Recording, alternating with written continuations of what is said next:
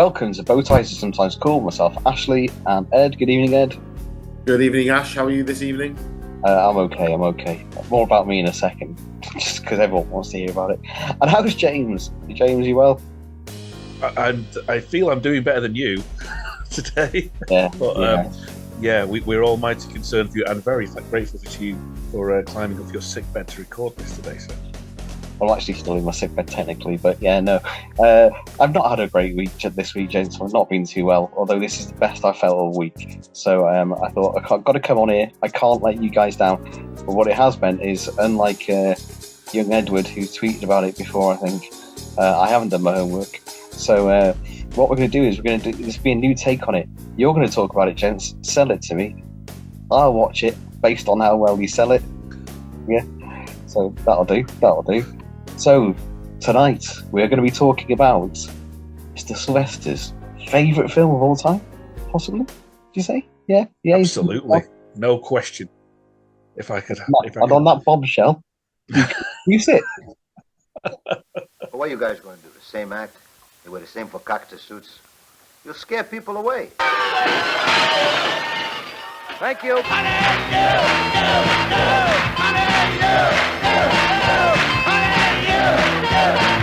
You are such a disappointing pair. I'm going to become a priest. You contemptible pig.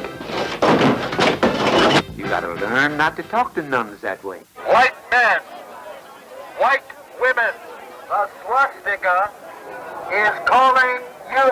Ho, ho, ho, ho.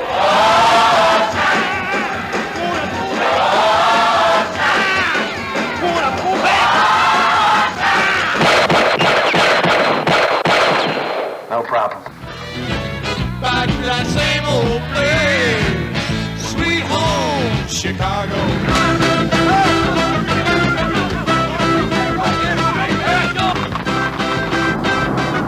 It's 106 miles to Chicago. We got a full tank of gas, half a pack of cigarettes. It's dark, and we're wearing sunglasses. Hit it.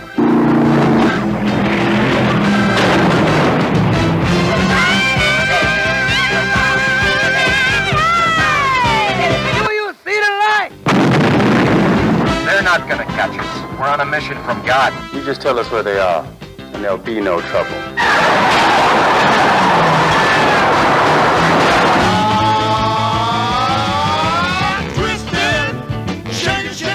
Shake it, baby. Use of unnecessary violence in the apprehension of the Blues Brothers has been approved.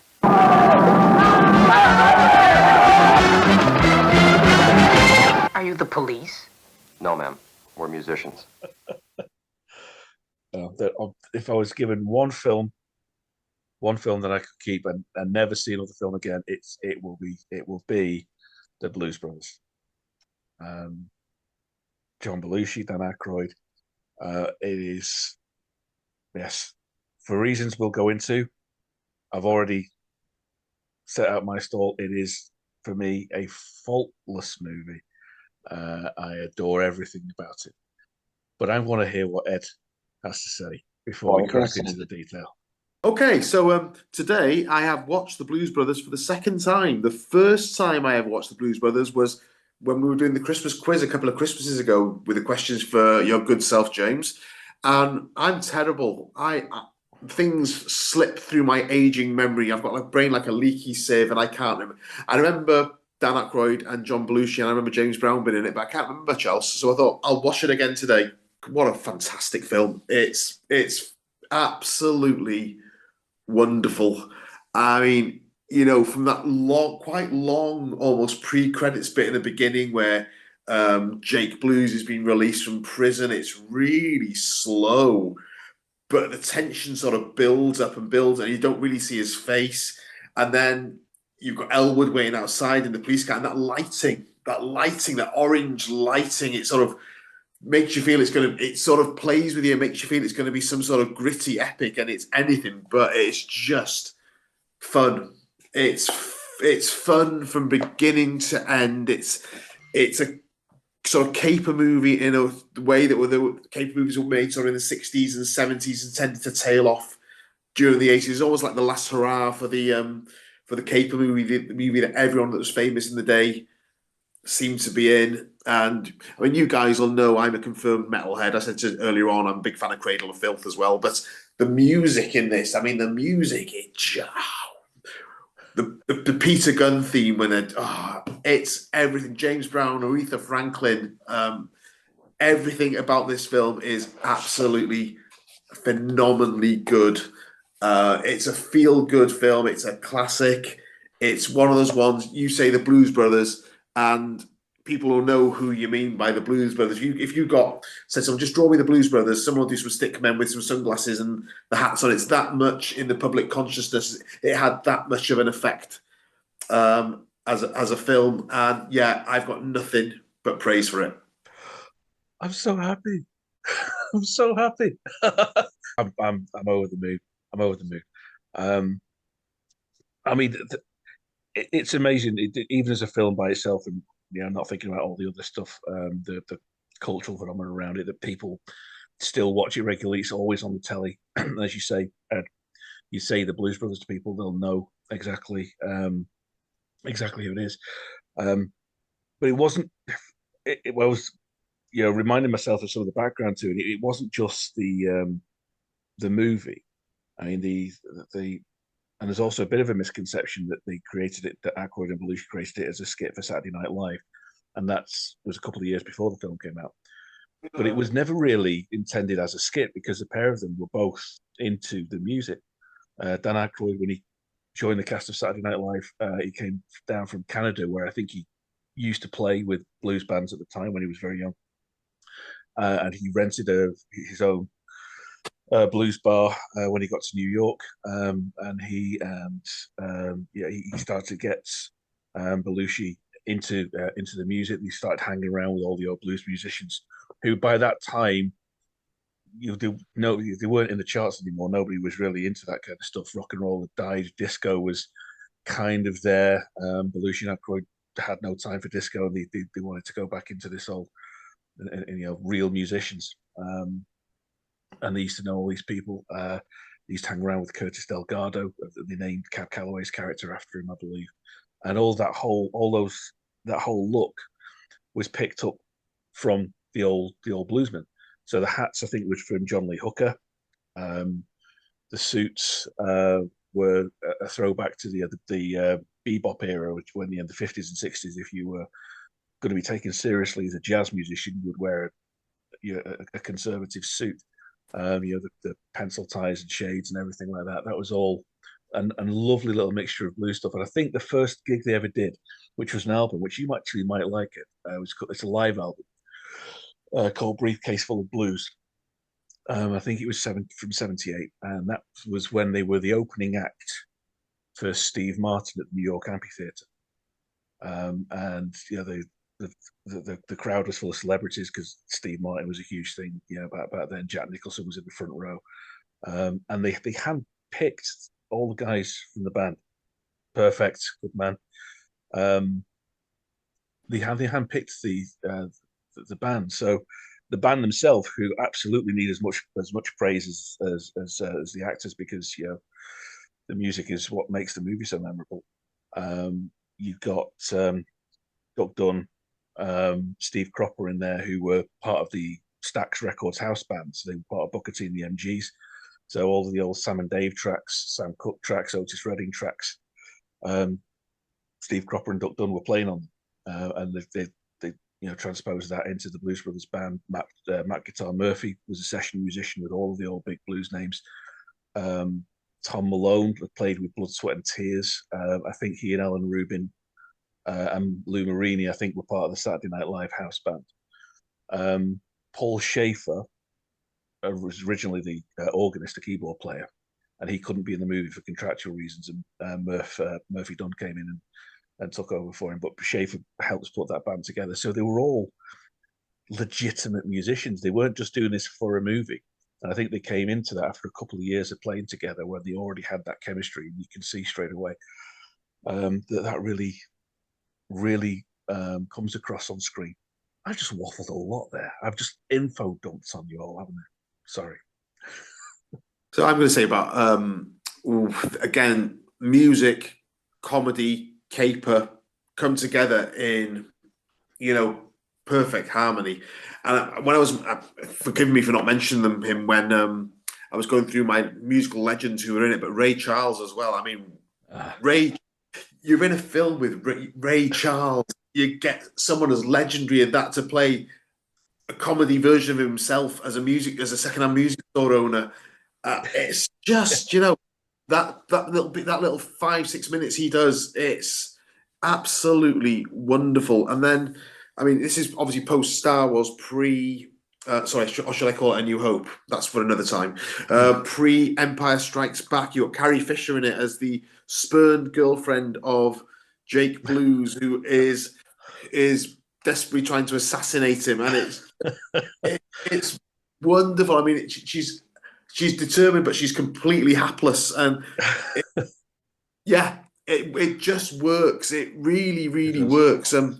Directed by John Landis. And I noticed one of his little, I suppose these days you call them a meme, but I don't know what they called them back then. His little trademarks in there. He always seems to have in his films, "See you next Wednesday." And it was on the billboard in this. I was looking for it through the whole film, but yeah, John Landis of American Werewolf in London fame was the director of this one. But yeah, I really haven't got much else to say. I just genuinely enjoyed it. It was a brilliant way to spend 2.5 hours on a wet, cold Friday afternoon. It was. I wish I'd been watching it as well instead of trying to recreate all the lighting I lost yesterday after my OneDrive crashed. But that's another story. But yeah, Landis' direction, it's weird because in some ways the film shouldn't work because there's no explanation for what's going on. I mean, you look at the Bluesmobile, for example, this ancient car that does these impossible things. There's no rational explanation for how it can do that. I think there was something that was cut out of the original print, but the stuff like that goes along. Yeah, who is this woman? Who's Carrie Fisher? Who's coming on? Why is she shooting at everybody? All of these explosions and the building collapses that Jake and Elwood just get up and walk away from absolutely calmly, dust themselves off like when his apartment is demolished with the bomb. They just get up and go, oh, nearly 9 o'clock, better get to work. And they just go off. But I suppose it links into that whole mission from God thing. So you could apply into that. They're being divinely protected on this romp. And that's another point itself. I mean, there's a lot of redemption arc films out there, and a lot of if it's a particularly religious film that can hammer home that message to a point that distracts you as a casual viewer. I think it's probably the most sincere and easy to watch redemption arc film and spiritual movie from that point of view of bad boys trying to redeem themselves. I think there's a fine example of that genre out there. And I had an opening scene with the penguin. God, it's to die for. I love that. They can't stop swearing. She's smacking him around the head with rulers. It's brilliant. Kathy Freeman, I think that wasn't it? It always plays that kind of role. It's brilliant. And just Cab Calloway at the end, with you've got to learn not to talk to nuns that way. Everything about it, I think, works, and maybe it shouldn't work, but it does. It's laugh a minute, but also quite emotional in parts, but very subtly. And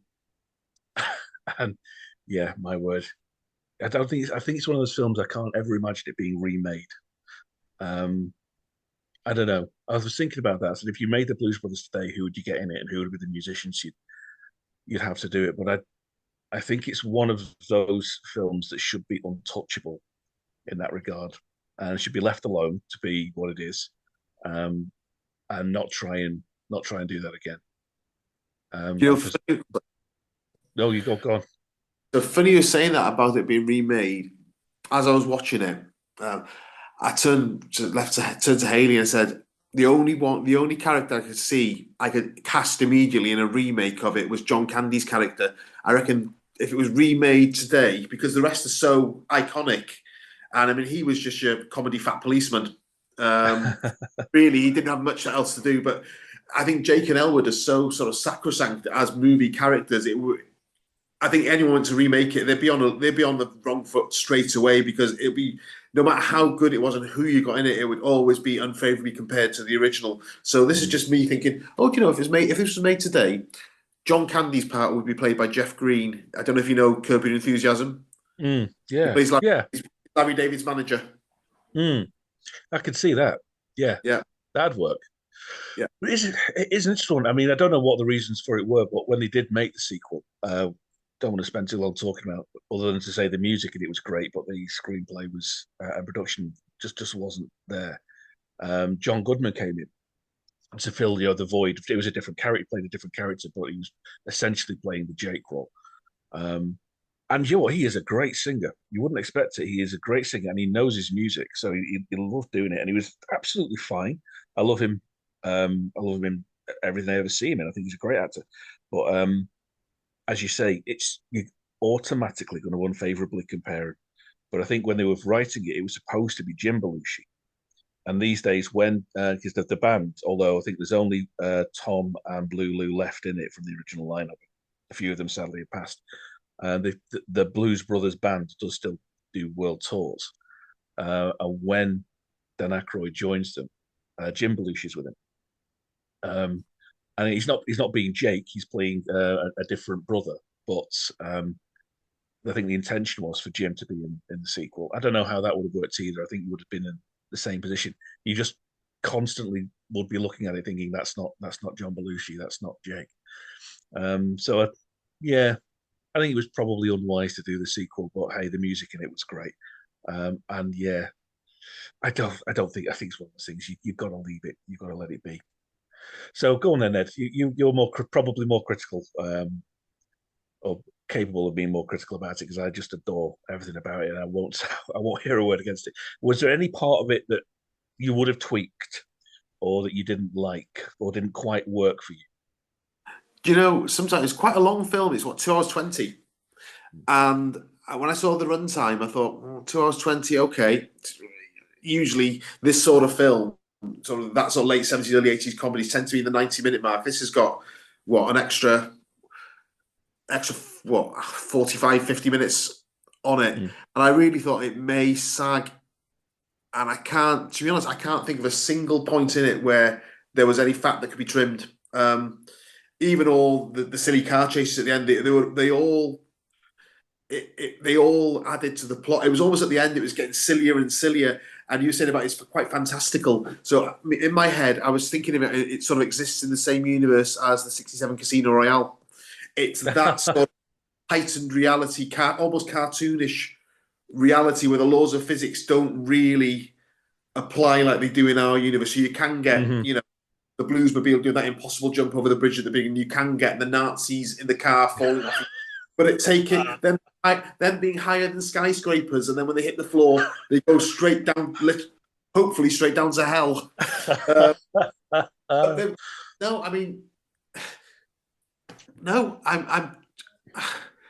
I can't. This is one film. I'm not saying it's perfect. I'm never going to love it as much as you love it, but I'm finding it very, very difficult to find anything that I could say, well, if I was the director, I'd have done that shot differently. If I was, I'd have played that scene different. I can't think it fits together.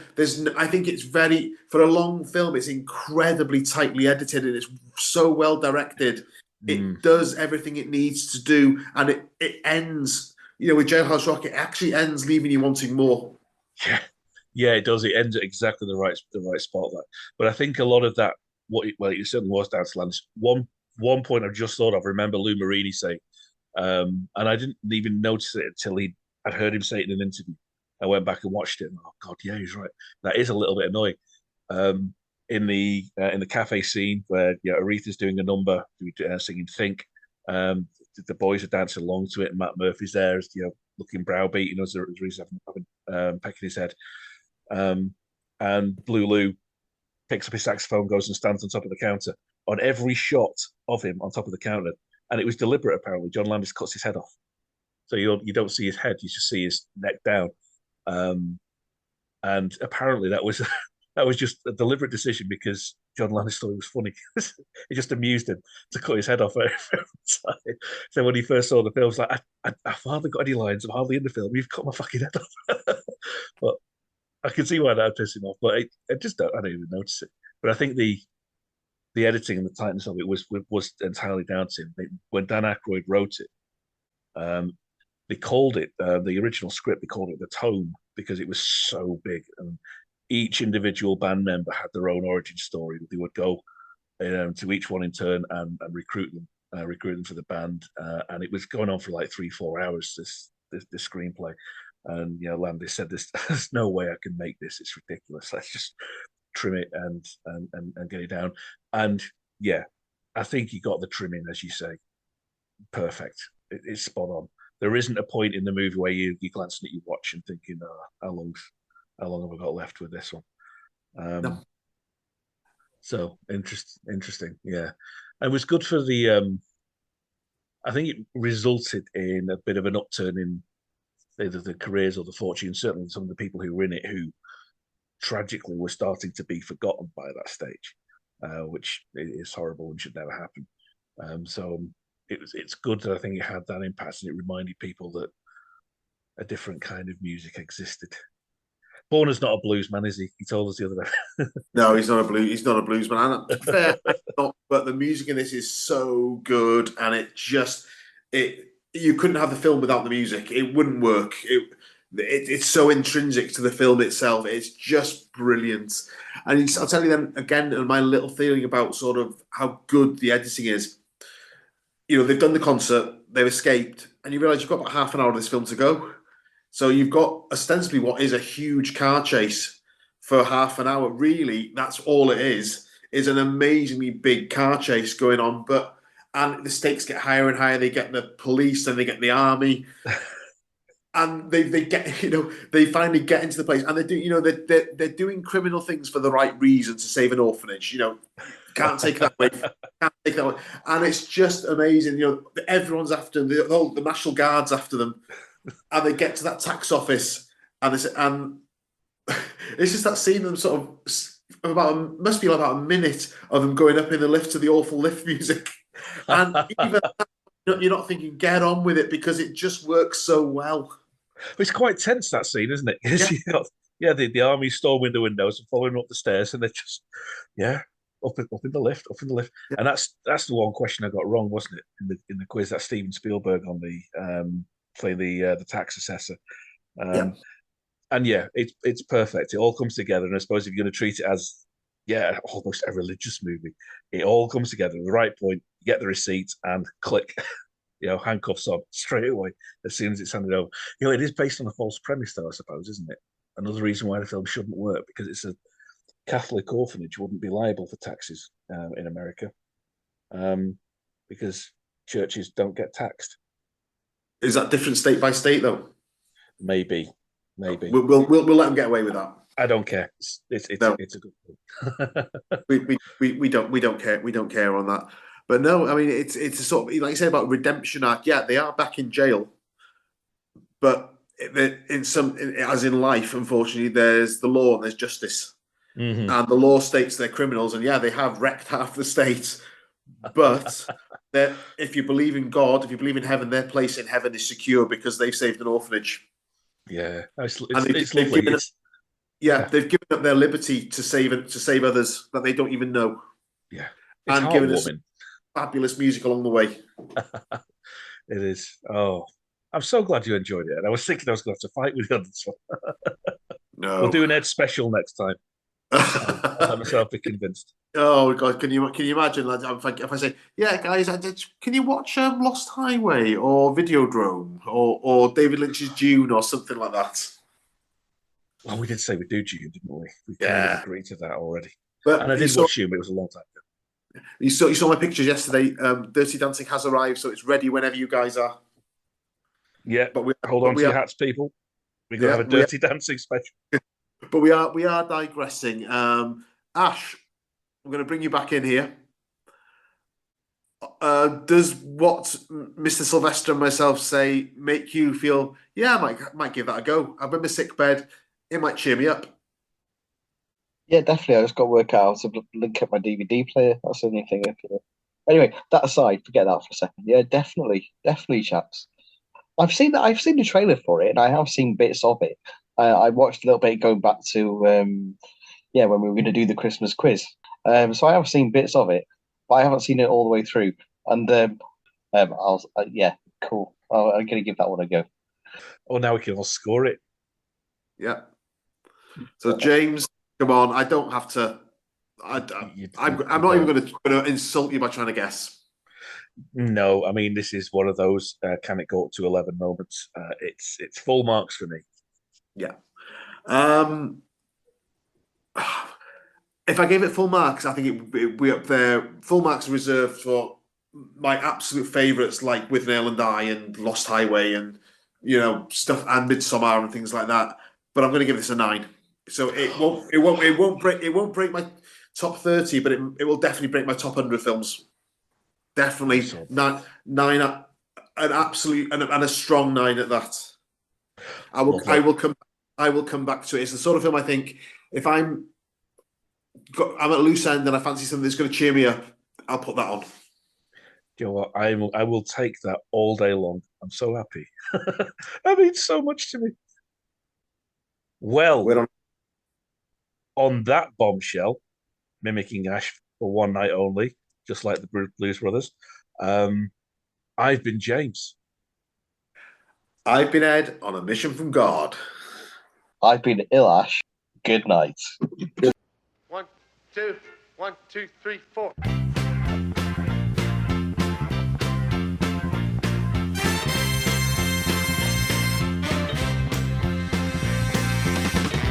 We're so glad to see so many of you lovely people here tonight.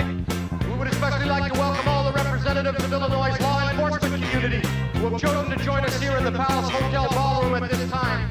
We certainly hope you all enjoy the show. And remember, people, that no matter who you are and what you do to live, thrive, and survive, there's still some things that make us all the same.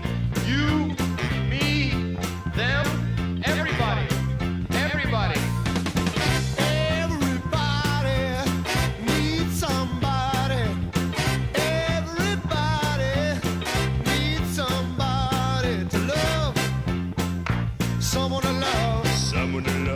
Sweetheart to miss, sugar to kiss, I need you, I need you, I need you, in the morning, when my soul's on fire. Sometimes I feel a little sad inside, when my baby mistreats me, I'll never hide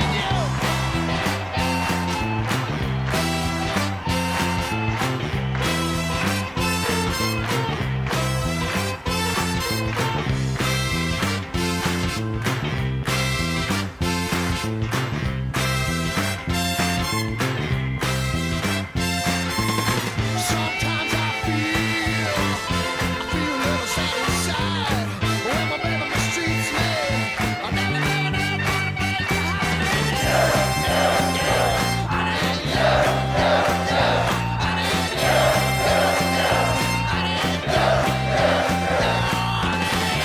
People, when you do find that special somebody, you gotta hold that man, hold that woman.